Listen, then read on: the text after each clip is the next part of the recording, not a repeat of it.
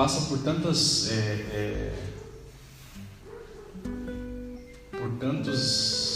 estágios, né, da vida cristã e acabamos necessitando de revisar muitos deles, né?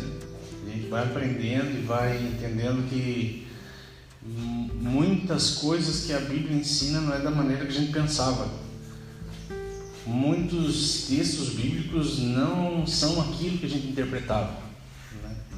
Então é necessário que a gente vá fazendo revisões, estudando a palavra e buscando revelação do Senhor para saber o que Ele tem para, né, de real bíblico para falar conosco. A gente tem o costume de ouvir as pessoas e acreditar no que elas falam e não buscamos saber se na palavra é realmente aquilo mesmo. Ouvimos um texto, aplicamos a nossa vida de uma maneira da maneira que ouvimos da pessoa que está falando, sem buscar entender o seu contexto. O problema das seitas que surgem oriundas do Evangelho de Cristo esse: ouvimos alguns textos sem entender o contexto, né? E isso acaba gerando pretextos para surgir doutrinas estranhas. A gente precisa tomar cuidado, vamos revendo, né? Eu revendo muitas coisas do que eu já li e ouvi e aprendi, revisando essas coisas, eu tenho visto que muitas delas eu preciso reformar. A questão da reforma protestante, ela surgiu por causa disso, né? Martinho Lutero percebeu que o que a igreja estava pregando não era bíblico. Martinho Lutero, no século XIV, ele percebe que o que a igreja tem pregado desde o ano 300 não era bíblico. Tanto que essa idade, né, do tempo cristão se chama uma era de trevas, né? Então foi um tempo de escuridão que a igreja passou, ou seja, escuridão espiritual. Por quê? Porque tudo foi distorcido, a maioria das coisas foram distorcidas. Por isso, né, a revolta de Martinho Lutero, e é importante que você estude sobre Martinho Lutero, é importante que você ouça, leia o que ele escreveu, para você entender por que nós estamos aqui, né? Por que surgiu a igreja outrora protestante e agora nos denominamos como cristãos evangélicos. Por que surgiu? Então, surgiu de uma revolta santa de um homem de Deus que não concordou com os dogmas que se ensinava na igreja denominada cristã em sua época. E por causa disso, ele estabelece 95 teses e põe na porta de uma igreja na cidade de Wittenberg, se eu não estou enganado. E essa revolta dele gerou uma revolta da maioria do povo cristão da sua época, e isso trouxe uma revolução para a igreja cristã, né? Então você dê graças a Deus por essa reforma, porque por ela nós estamos aqui, né? Por essa reforma o Evangelho chegou dessa maneira até nós. Hoje, eu entendo hoje, porque o Evangelho chegou de uma maneira um pouco distorcida até a minha vida, né? Então eu posso dizer assim que estou me convertendo, e nós temos que entender isso. Estamos nos convertendo, entendemos errado, né? Nós entendemos a Bíblia errado. E falando nisso, nós precisamos rever os temas que são pertinentes à palavra de Deus ao nosso respeito, né? Do que diz a palavra de Deus a nosso respeito, entendemos o que significa regeneração, entendemos o que significa renovação, entendemos o que significa salvação, né? Porque eu imagino que nós estamos entendendo errado essas questões, precisamos revê-las, nós precisamos revê-las. Pensando nisso, a gente buscou um texto bíblico para a nossa fala, e esse texto bíblico está em Romanos, no capítulo 10. O livro de Romanos é um dos livros do Novo Testamento que são de mais difícil compreensão, porque é muito fácil de a gente entender errado o que está escrito em Romanos. É muito fácil, se a gente não for atento, não buscar estudar o livro de Romanos, não buscar ouvir pessoas mais sábias que falam a respeito do livro de Romanos, é muito arriscado que nós entendemos errado e aplicarmos de maneira errada o livro de Romanos na nossa vida. Então abrimos o livro de Romanos no capítulo 10 e encontramos alguma coisa que pode servir para nós hoje com relação à salvação, tá bom?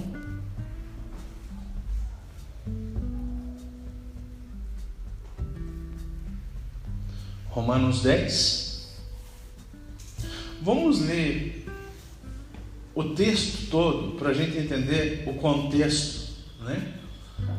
Por exemplo, quando nós lemos um texto, um versículo da Bíblia, você já viu um monte de versículo postado? Assim, se posta em rede social, você vem em para-choque de caminhão, em para-brisa de carro, e você vê aquilo e parece que aquilo ali é a salvação da sua vida, né? Mas na verdade não é. Um versículo bíblico escrito em algum lugar, um versículo bíblico escrito num para-choque, escrito na rede social, postado no status de rede social, não é a solução. Ele pode apontar para a solução, mas não é a solução. Porque se a gente imagina que aquilo é a solução, a gente interpreta ele da maneira que a gente quer. Então ele aponta, ele pode, e não quer dizer que está apontando, ele pode apontar para uma solução. Mas essa solução nós só descobrimos, nós só encontramos ela se nós lemos todo o texto, o que o texto quis dizer, né? Então, quando nós vamos ler a palavra, nós precisamos ler texto, não versículo. A gente precisa parar de sermos crentes que lemos versículos. Eu vou tirar um versículo hoje para ver o que Deus vai falar comigo. E não é assim que Deus fala, né? Aliás, em relação ao que Deus fala, muitos de nós queremos ouvir Deus falar. E é interessante que um dia alguém falou assim: você quer ouvir Deus falar? Leia a palavra. Você quer ouvir audivelmente? Leia em voz alta. Então é simples assim. A gente fica buscando muito, fomos contaminados pelo misticismo, ou seja, vamos em tal lugar porque lá Deus vai falar comigo. Vamos em tal lugar lá buscar uma palavra porque lá tem um profeta que vai falar comigo. Não é assim que funciona. Não é dessa maneira que funciona. Assim funcionava no Antigo Testamento, mas não é dessa maneira que funciona no Novo Testamento. Não somos pessoas que vamos atrás de Deus, nós buscamos a Ele. Buscamos a Deus, nós ouvimos a Ele, buscamos a Ele na Sua palavra. Então vamos ler o texto, desde o versículo 1.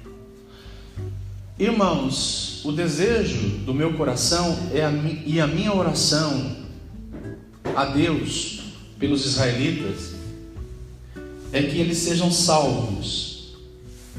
Posso testemunhar que eles têm zelo por Deus, mas o seu zelo não se baseia no conhecimento. Portanto, ignorando a justiça que vem de Deus, procurando estabelecer a sua própria, não se submeteram à justiça de Deus. Porque o fim da lei é Cristo, para a justificação de todo o que crê. Moisés descreve dessa forma a justiça que vem da lei. O homem que fizer estas coisas viverá por meio delas. Mas a justiça que vem da fé diz: não diga no seu coração quem subirá ao céu, isto é, para fazer Cristo descer, ou quem descerá ao abismo, isto é, para fazer Cristo subir dentre os mortos. Mas o que ela diz? A palavra está perto de você, está em sua boca e em seu coração. Isto é, a palavra da fé que estamos proclamando. Se você confessa com a sua boca que Jesus é Senhor e crê em seu coração que Deus ressuscitou dentre os mortos, será salvo, pois com o coração se crê para a justiça e com a boca se confessa para a salvação. Amém? Vamos nos concentrar nesses 10 versículos e buscar entender o que Deus quer nos dizer com relação a isso. Então, primeira pergunta: para quem o escritor estava escrevendo? Para os romanos. De quem ele estava falando? Dos judeus. A respeito de quem ele estava falando? Da salvação. Paulo estava falando a respeito da salvação para os romanos. Aí ele coloca no meio dessa trama alguém muito famoso do Antigo Testamento. Quem era? Moisés. E ele fala a respeito de Moisés por quê? Porque ele estava falando acerca das coisas que ele desejava. Ou seja, ele fala no primeiro versículo que o desejo dele era que os judeus fossem salvos, né? O desejo de Paulo era que os judeus fossem salvos. Porém, era difícil que isso acontecesse pelo o que estava acontecendo ali, pelo contexto que estava sendo falado ali, que Paulo estava falando a respeito dos judeus, né? Ou seja, ele falou assim, que os judeus, eles eram zelosos, mas não tinham conhecimento. Os judeus zelosos, mas sem conhecimento. Quantas pessoas você conhece que é zeloso? Tem um bom caráter, ele parece ser justo, mas não tem conhecimento. É isso que Paulo estava falando. Os judeus, eles são zelosos, mas eles não têm conhecimento. Então é necessário que eles conheçam, né? Daí ele fala a respeito de Moisés. No versículo 5 ele fala assim: Moisés descreve dessa forma a justiça que vem da lei. O homem que fizer essas coisas viverá por meio delas. É possível que um judeu seja salvo? Pelo que Paulo estava falando a respeito do que Moisés disse, é possível, se eles seguirem toda a lei e cumprirem toda ela. Aí é possível que o judeu seja salvo. Porém, por que Cristo veio? Porque nenhum homem conseguiu cumprir a lei. Nenhum homem conseguiu ser justificado pela lei. Porque quando ele menos percebia, ele falhava e quebrava a lei em alguns dos seus aspectos. Aí ele vem falando do que Moisés disse. Ele falou assim: o homem que viver essas coisas, o homem que fizer essas coisas viverá por meio delas. Ou seja, o homem que se fizer atuante debaixo da lei, ele vai viver por meio delas. Ou seja, se você quiser viver pela lei, era mais ou menos isso que Moisés estava querendo dizer. Se você quiser viver por meio da lei, vai ter que cumprir toda ela. Se você não cumprir toda ela, você não vai ser salvo. Agora, entendendo que Cristo veio porque para justificar o homem dos seus pecados, o que nos faz entender que os homens não conseguiram praticar toda a lei. Os homens não conseguiram cumprir ela e nem viver debaixo dela. Mas Paulo estava tendo um problema ali que ele teve que falar a respeito disso novamente para os romanos, a respeito do que aconteceu com os judeus. Provavelmente os romanos também estavam tendo problemas com isso. Aí, seguindo o texto, a gente percebe que Paulo fala assim: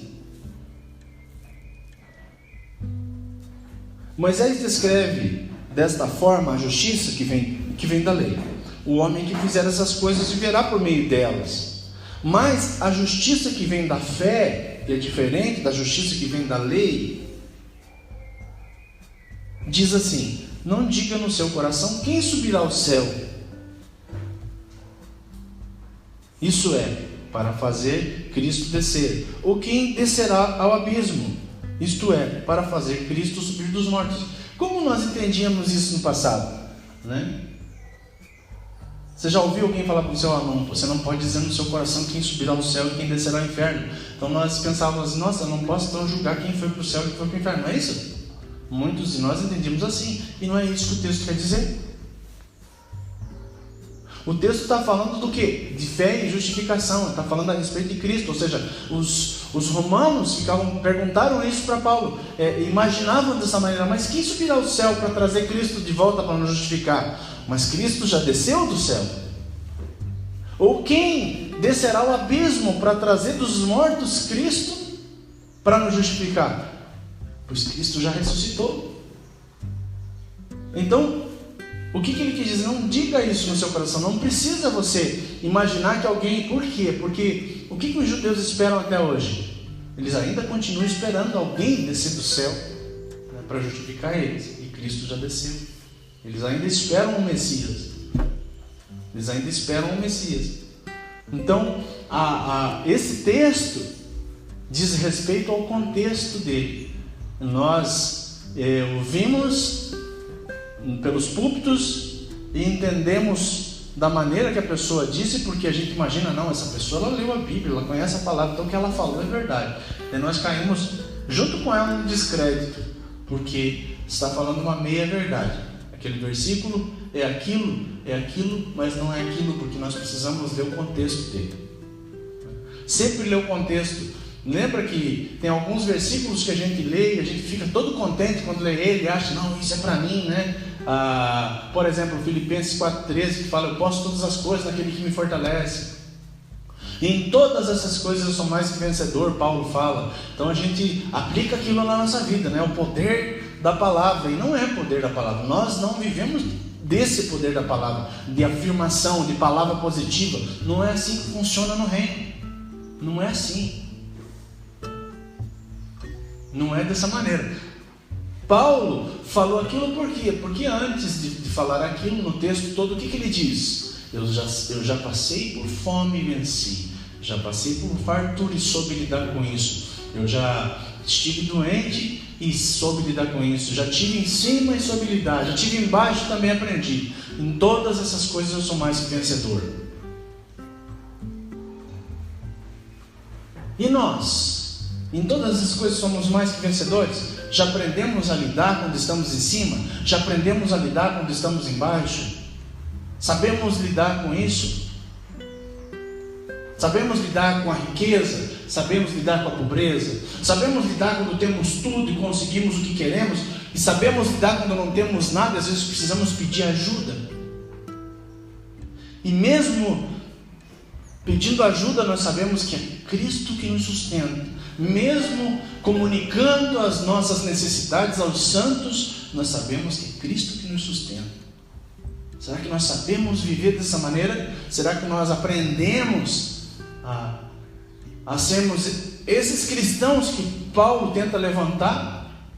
Que Paulo tenta ressuscitar? Será que nós sabemos viver dessa maneira? Então nós precisamos aprender a ler e interpretar os textos. Textos, não trechos dos textos. Então nós temos uma boa tarefa pela frente quando formos ler a palavra. E se você for ler a palavra dessa maneira, você vai perceber que ela é bem mais interessante. Ela é bem mais interessante.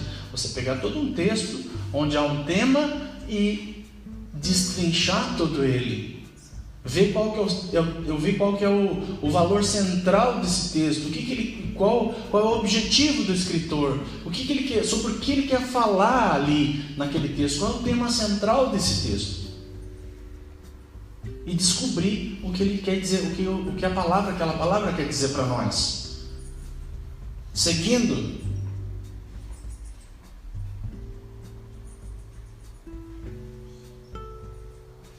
no 8, mas o que ela diz? a palavra está perto de você, está em sua boca e em seu coração.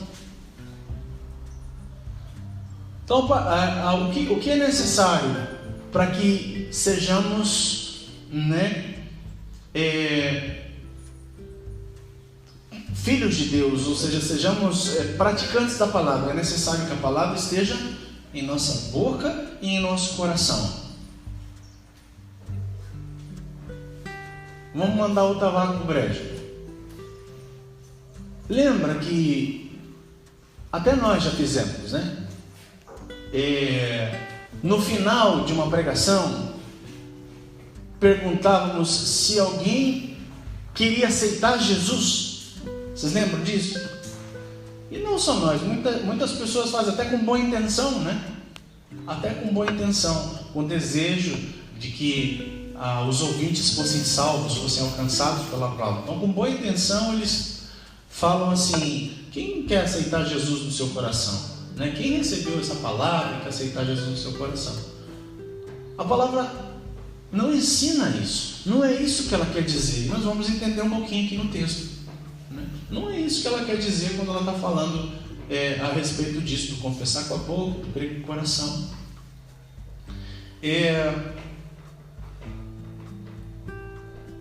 Seguindo o entendimento do versículo 8, que fala que a palavra está perto de nós e ela está na nossa boca e no nosso coração, isto é a palavra da fé que estamos proclamando. Agora você entendeu?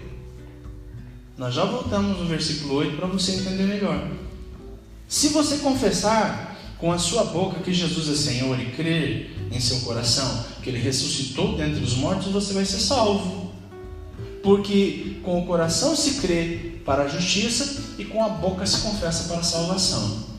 Agora, com base nisso, muitos têm entendido que você tem que ir à frente, e nós também entendemos dessa maneira, que você tem que ir à frente e dizer: Senhor Jesus, eu te confesso como meu Senhor, Senhor Jesus, eu te aceito como meu Salvador. Nós entendemos dessa maneira, mas não é isso que o texto quer dizer.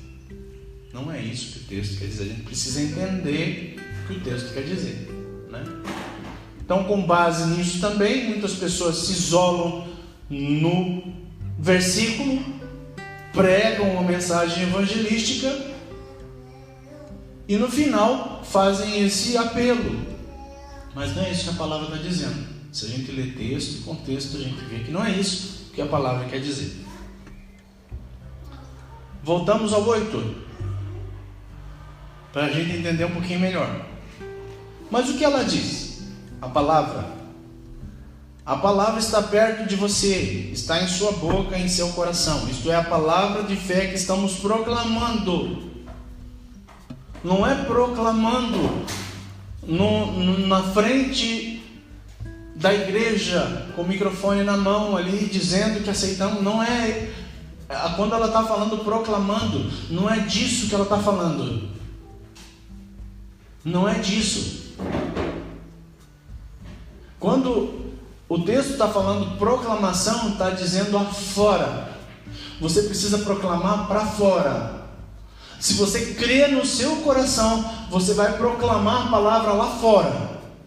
Se Cristo realmente está no seu coração, é lá fora que você vai proclamar. É lá fora que você precisa dizer que você recebeu a Cristo no seu coração. E dizer como? Assim, eu recebi Cristo no meu coração. Não, não é assim. É pregando, é proclamando para as pessoas que Cristo transformou o seu coração.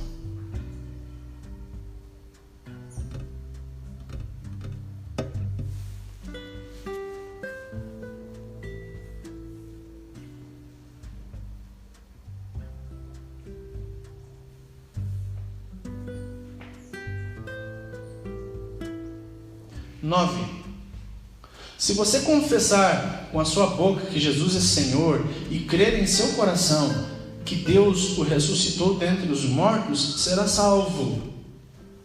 Agora, como que a gente vai interpretar isso? Como que a gente vai aplicar isso na nossa vida agora? O que nós vamos fazer com essa palavra agora, A partir de agora. Como que nós vamos entender ela? O confessar com a sua boca não é o confessar, esse simples confessar. Sabe por quê? Eu conheço várias pessoas que, entre aspas, aceitaram Jesus e não houve nenhuma transformação na vida delas. Eu já conheci várias pessoas que disseram ter confessado Cristo como o Senhor da sua vida e nenhuma de suas atitudes demonstra que Cristo é o Senhor da sua vida.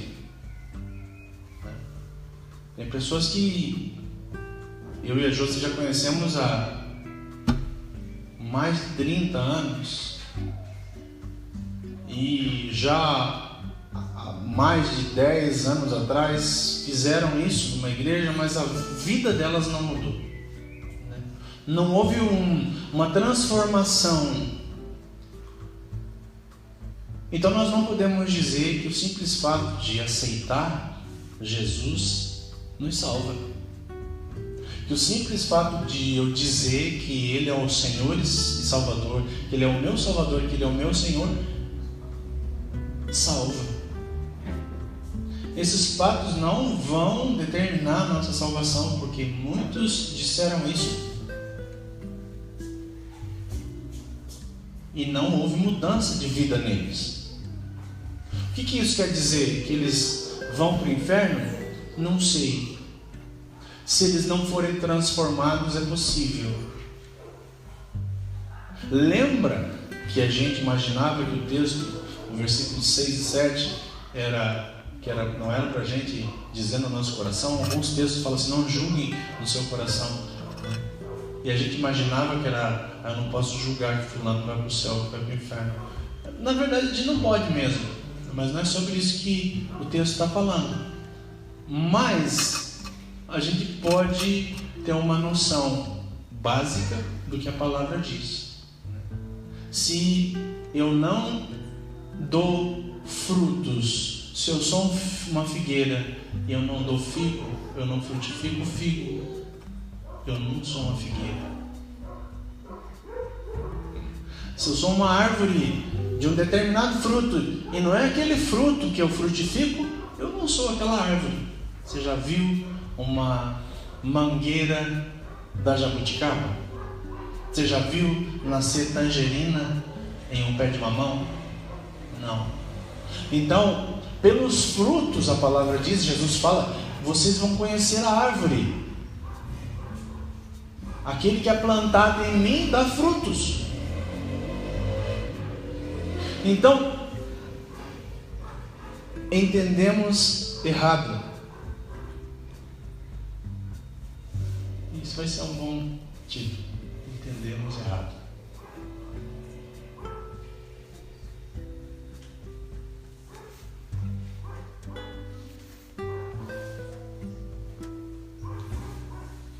Quem com o coração crê, vai ser impossível de ficar calado. É mais ou menos isso que o texto quer dizer. Quem com o coração crê, é impossível de ficar calado. Essa é a tradução do que o Romanos 10, 9 e 10 quer dizer para nós.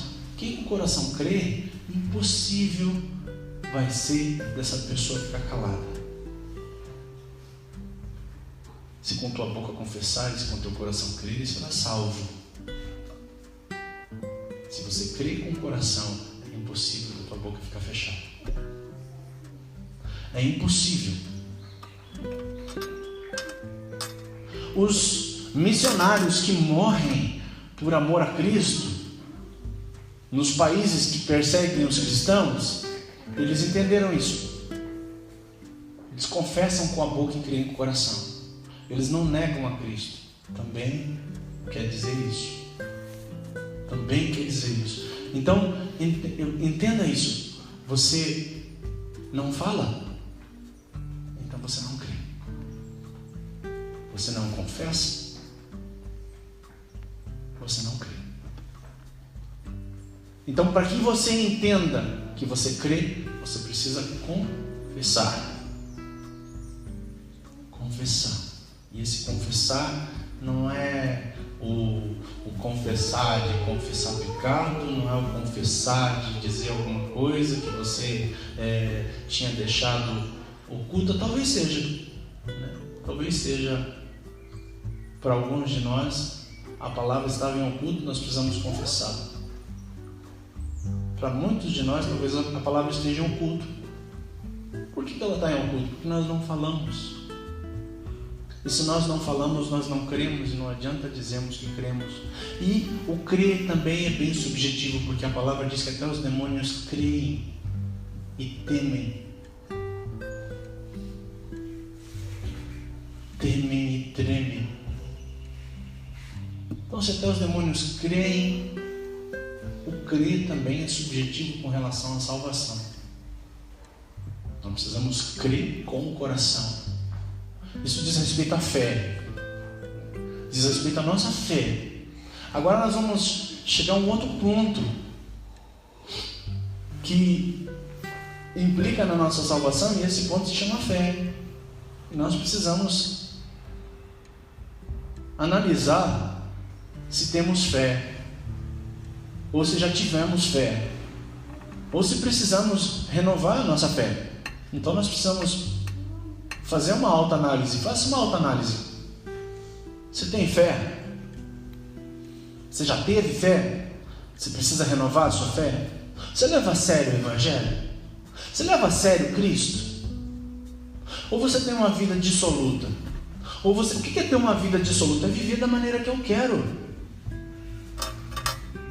Porque se nós vivemos da maneira que nós queremos, Jesus não tem nenhum compromisso conosco. Nenhum compromisso. Se você quer viver da maneira que você quer, Jesus não tem nenhum compromisso com você. Nada. Nenhum.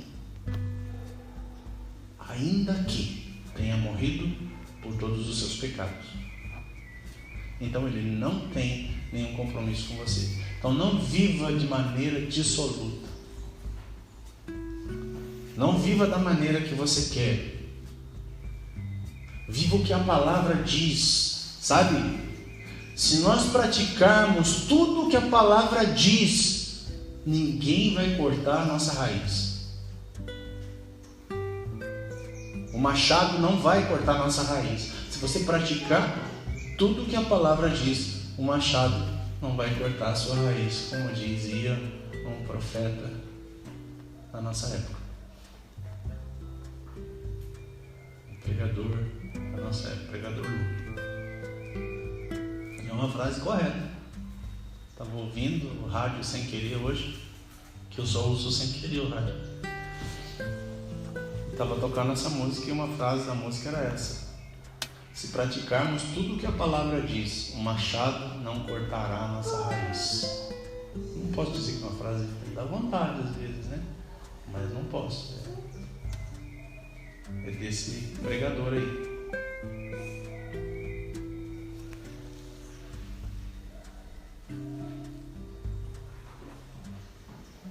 Então você entende? Começa a entender o que quer dizer?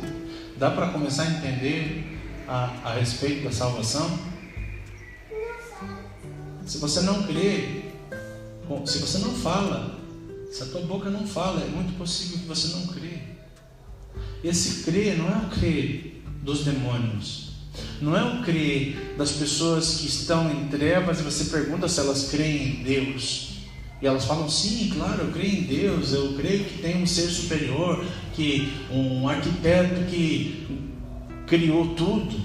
Não é esse crer, é o crer com o coração, que Jesus ressuscitou dentre os mortos. É esse crer, Ele ressuscitou dentre os mortos. É por isso que Paulo estava trazendo essa questão para os romanos, e falando assim, não diga no seu coração, quem descerá ao abismo,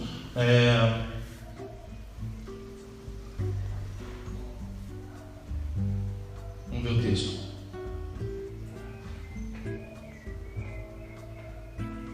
Isto é, para fazer Cristo descer dos mortos, porque Ele já subiu dos mortos, porque Ele já ressuscitou. Então nós precisamos crer que Cristo ressuscitou. Você crê que Cristo ressuscitou? Você confessa com a sua boca? Isso é uma prática na sua vida?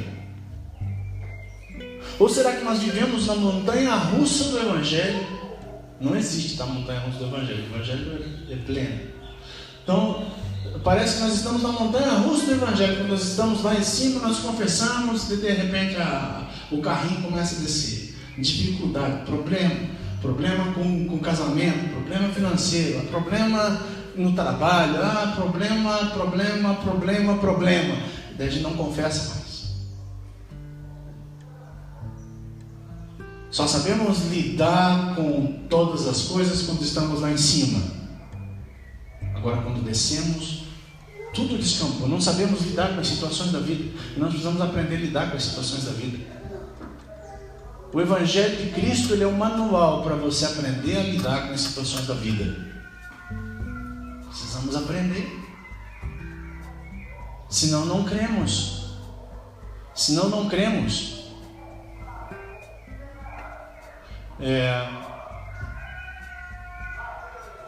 A palavra diz que maldito é o homem que confia no homem. E quando ela está falando isso, ela não está falando a respeito de eu não poder confiar em você. Outra vaca vai para o brejo, né? Outro texto fora de contexto que tem gerado muita coisa herética.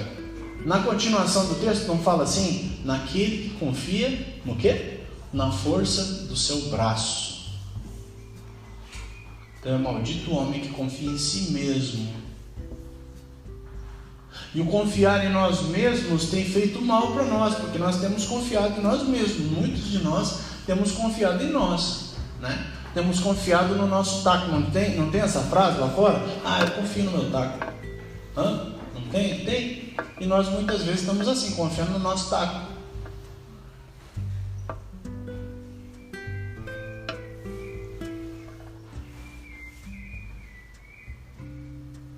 Sabe o que acontece?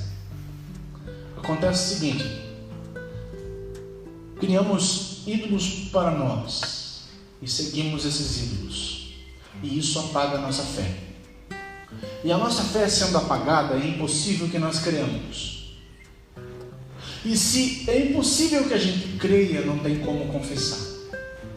Então se percebe que a vida com Cristo, ela é um emaranhado de coisas, ela é uma corrente cheia de elos, que um elo é engatado no outro, e se de repente algum desses elos se rompe, tudo falha. Você já viu a engrenagem de um relógio?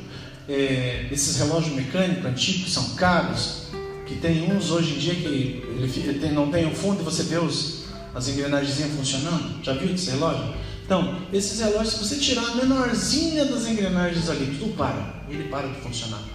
Assim é a vida cristã. Ela é um monte de engrenagens que nenhuma delas pode faltar. Sabe? Nenhuma delas pode faltar. Então, se a nossa fé está baseada em nós mesmos, se a nossa confiança está em nós mesmos, é impossível que a gente creia que Cristo desceu dentre os mortos, e que Cristo subiu dentre os mortos, né? É impossível.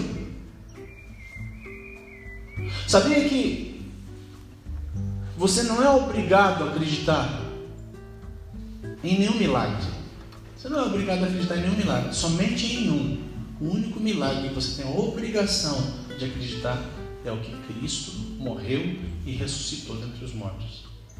Esse é o único milagre que você é obrigado a acreditar. Porque senão não faz sentido você dizer que você é cristão. Então nós precisamos crer. Mas só que o crer também diz respeito a expor essa crença, a demonstrar. O crer nós demonstramos. Você precisa demonstrar que é crente. Você precisa demonstrar que você crê no seu coração. A primeira coisa é confessar com a sua boca. Essa é a primeira coisa que você faz, confessando com a sua boca. E depois dando os frutos. Então você precisa entender essa questão, entender a questão da salvação. Vamos entender isso? Lembra que eu falei que muitos de nós, por conta de tantas coisas nós criamos ídolos, porque o ser humano ele foi feito para adorar. Deus criou o homem para adoração do seu nome. Então isso está no nosso gene. A nossa genética, ela nos chama para adorar algo, para adorar alguém, para adorar. Deus nos fez para adorá-lo. E com o pecado entrando na humanidade, isso se distorceu, e o homem, em toda a história, ele busca algo para adorar. E nós não somos diferentes, porque se nós não tomarmos cuidado, nós não entendemos que o Evangelho precisa ser pleno em nós. Se nós não entendemos que a gente precisa aprender a lidar com as situações da vida, que o Evangelho nos ensina a lidar com as situações da vida, nós criamos ídolos para nós. Nós já não adoramos e nos prostramos mais diante de um santo. Não, isso é pecado. Nós já não fazemos missa para mortos. Isso é pecado. Nós já não acendemos mais velas para aqueles que morreram, porque nós sabemos que isso é errado. Mas há um desvio no nosso caráter espiritual que nos faz buscar outra viés de adoração, outra viés de idolatria. Nós acabamos buscando algo para idolatrar, para adorar. Isso acaba com a nossa fé, esfria a nossa fé, nos esfriamos, porque às vezes não encontramos em Cristo algo para se adorar,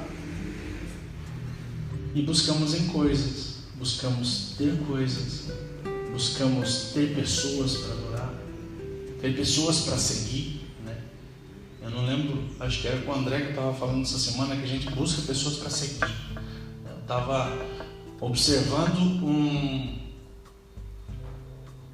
um canal de um pregador muito famoso, e daí nesse canal tem os comentários, do lado, ali você vai vendo os comentários. Às vezes eu acabo dando atenção para aquilo ali, e estava escrito assim: e quando vocês vão abrir esse ministério na nossa cidade? E quando vocês vão abrir esse ministério no nosso estado, que é tão maravilhoso?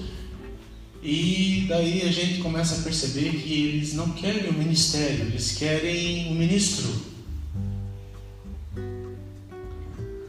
Porque eles consideram que aquele ministro, ele é a pipoca e o guaraná desse tempo. E eles querem, e daí quando isso acontece, e a gente tem observado, quando isso acontece e aquele ministério é aberto em tal lugar, a gente percebe que as pessoas vão e se frustram, porque é só um ministério. O ministro não veio, ele continua lá, na sua igreja matriz, ele continua lá, e daí ele manda alguém que faça aquilo, trabalhe naquele lugar. E o que é isso? Isso é idolatria.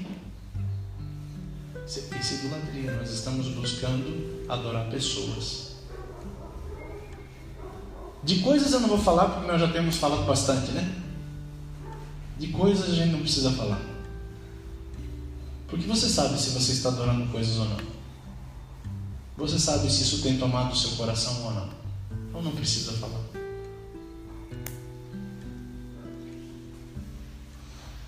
No Salmo 115 fala assim, a respeito da idolatria. Um alerta ao povo de Deus. O salmista diz assim, a respeito dos ídolos, que eles têm olhos, mas não veem. Eles têm ouvidos, mas não ouvem. Eles têm braços, mas não abraçam. E ele vai descrevendo como é um ídolo, de pau, de bronze. E daí no final ele fala assim, tornem-se iguais a eles, aqueles que o adoram. Aí a gente percebe, a doença e o remédio.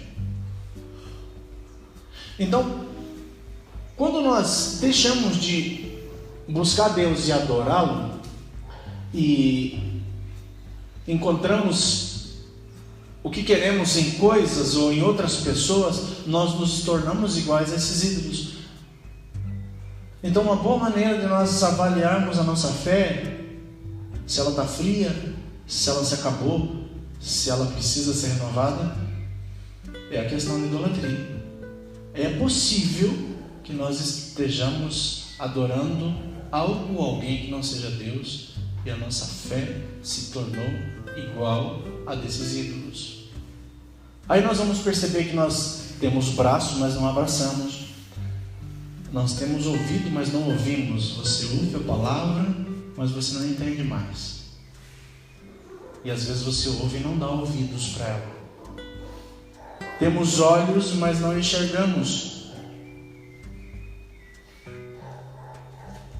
Por que não enxergamos? Porque nós lemos a palavra e não conseguimos entendê-la. Ou nem lemos. Temos braços, mas não abraçamos. Ou seja, o amor se esfriou em nós. O sorriso da alegria, da salvação não está mais em nós.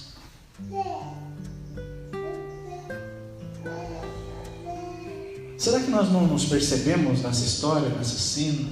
Por que eu estou falando a respeito de Salmo 115 se a gente está falando a respeito de salvação? Porque diz respeito à fé. A nossa fé se esfria quando adoramos o que não é Deus. Quando adoramos qualquer coisa que não seja Deus. Hashem, aquele que não tem nome, que ninguém pode pronunciar. Sabe? Então avalie isso na sua vida. Receba a palavra e remoa ela. Faça como uma ovelha que recebe o pasto e faz voltar o pasto várias vezes durante o dia. Fique fazendo voltar isso na sua cabeça e perceba que a nossa fé pode estar abalada. Perceba que por causa da nossa fé se esfriar, a nossa salvação pode estar sendo abalada.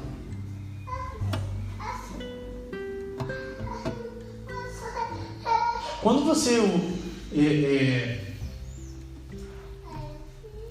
ouvir algo que vem de Deus e você achar legalzinho, você tem que tomar cuidado. Perceba que a tua fé está sendo abalada. Ou seja, por que é legalzinho? Porque não foi tão interessante para mim, não. Quantas vezes nós ouvimos a palavra e talvez você já tenha pensado assim, talvez nós já tenhamos pensado assim, foi tão interessante nossa palavra. Não foi para mim, não. Né? Você deveria olhar para o seu irmão e falar para ele assim, fala para mim que essa palavra foi para mim. Sabe? Então a palavra é para você que está aqui. A palavra, deixa eu me incluir. A palavra é para nós que estamos aqui. Nós precisamos nos converter. Sabe? Nós precisamos nos converter. Uma frase que o diabo gosta de pôr em nossa boca é assim, vamos ver até quando vai durar. Essa é uma frase que o diabo é especialista em colocar em nossa boca, com respeito a qualquer situação. Por quê? Porque isso é um aspecto de incredulidade que ele coloca em nosso coração.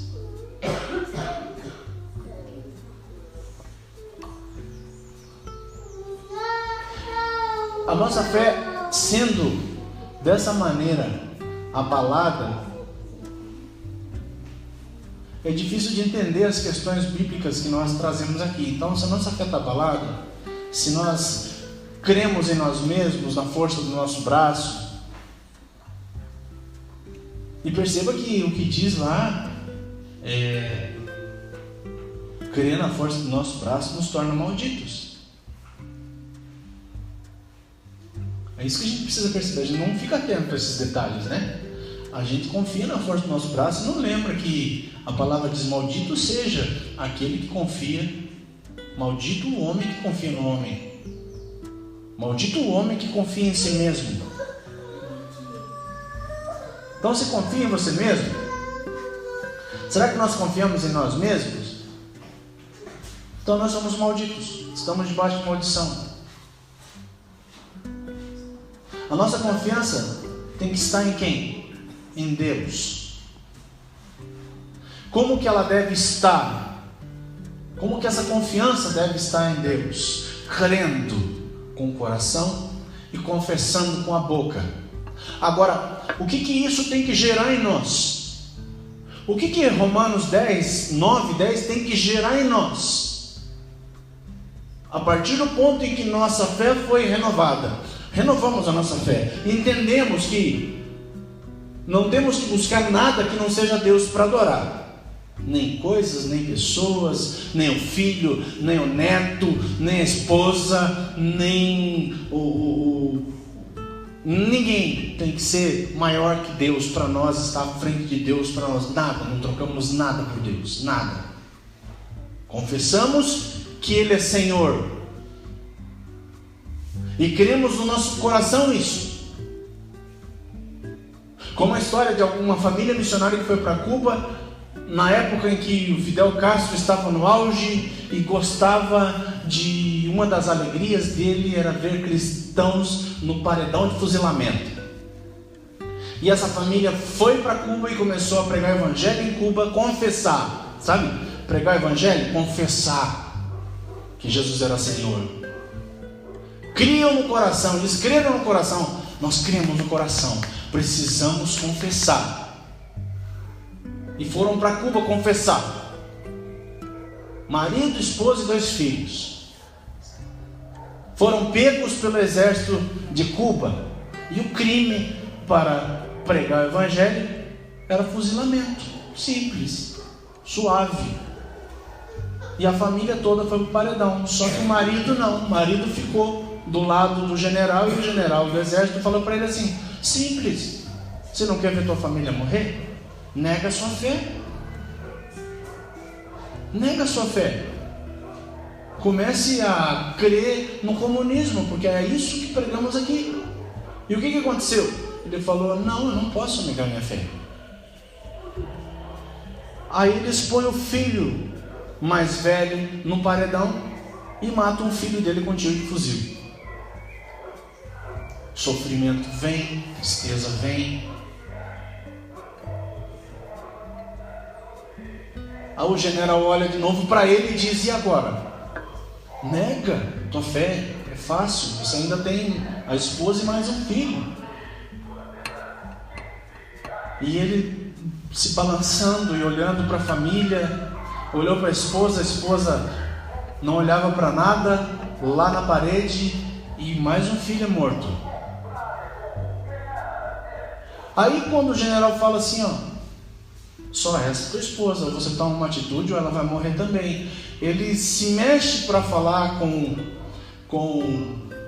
esse soldado e a esposa faz assim: ó, não nega não. Daqui a um pouco a gente se encontra. E ele não nega e ela é fuzilada. E depois fuzilam ela.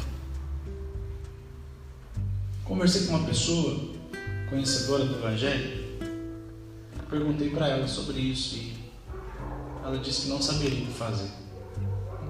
Um tema parecido com isso. E talvez realmente nós, não passando pela situação, nós não sabemos o que fazer. Talvez isso seja uma verdade. Mas aquela família estava preparada para fazer. Você já imaginou você, sua esposa, 2 filhos, um filho, missionários em um lugar assim? Porque agora todo mundo quer ser missionário nos Estados Unidos, né? A fé lá está abalada, eles já estão apostatando, estão precisando de missionário. Todo mundo quer ser missionário nos Estados Unidos, querem ser missionário no Canadá, né? Na Inglaterra. Ninguém quer ser missionário no Afeganistão. Agora sim que estão pendurando crente lá nos palanques, estão queimando a igreja, com crente dentro. Não é só a igreja, não. Ninguém quer ser. Eles quiseram. Eles pensaram em Cuba. Existem pessoas que vão morrer sem Cristo, nós precisamos ir para lá. E eles foram. E o interessante é que os filhos deles foram tão ministradinhos pelo Evangelho que eles não saíram correndo dali. não eram filhos grandes, adultos. Eles ficaram ali, não se desesperaram. Acredito que choraram por ver o primeiro morrer, mas não saíram correndo, fugindo. Foram bem ministrados. Será que nós temos ministrado nossos filhos dessa maneira? Será que nós estamos preparados assim para confessar Cristo? Confessar Cristo. Mas só que para confessarmos Cristo, nós precisamos crer com o coração. Será que você está preparado para na escola você confessar Cristo quando o professor de ciências, quando o professor de história vier te questionar a respeito da tua fé? Será que você está preparado para responder a respeito da esperança que há em você a todo quanto perguntar? Como está escrito em Timóteo?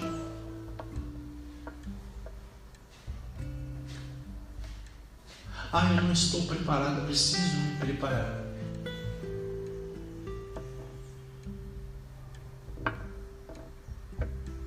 Essa muitas vezes é a nossa desculpa, né? Eu não estou preparado, preciso me preparar. Já deveria estar preparado. Já deveria estar comendo alimento sólido, como está em Hebreus. Capítulo 5, 6.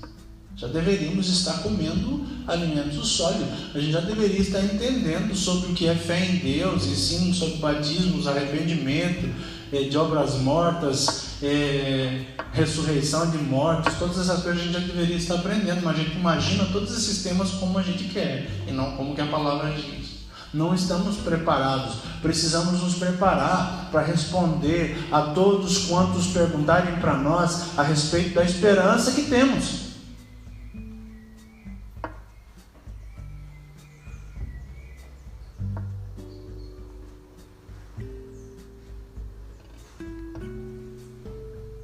Então deu para entender bem o que é salvação?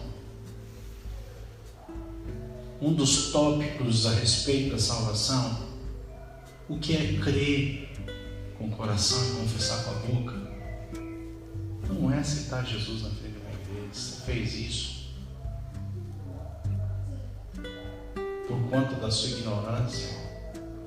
Se nós fizemos isso por conta da nossa ignorância, a gente precisa mudar.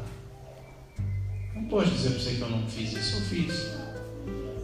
Mas eu não tinha entendimento que eu tenho agora. E eu não posso negar esse entendimento e te falar assim, não, continua assim, não, eles estão certos. Não, aceitar Jesus não leva ninguém para o céu.